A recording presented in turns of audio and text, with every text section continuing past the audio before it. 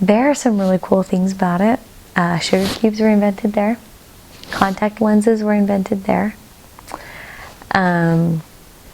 They used to be under communism for sure, and so there are some things about that they still kind of resent in some ways, and yet at the same time there's still like some of the traditions of communism, like being against religion and stuff like that, are still part of their general sentiment. I think they can't necessarily see that some of it is still affecting them in those ways, but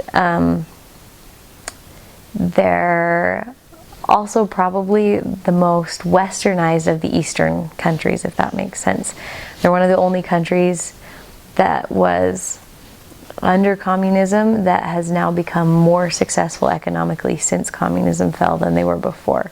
Most of the other countries were much more powerful before and aren't doing as well now.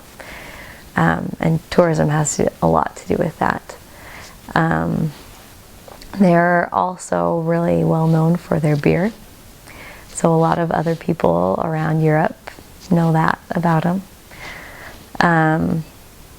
And they love fairy tales. That is something that's really cool. It's kind of, Prague is like a little fairy tale city, but they love their fairy tales. They have like their own collection of Czech fairy tales.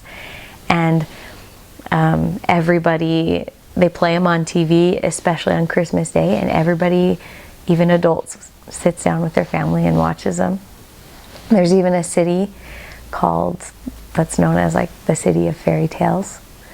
And so that's something that's really cool, a cool part of their heritage too.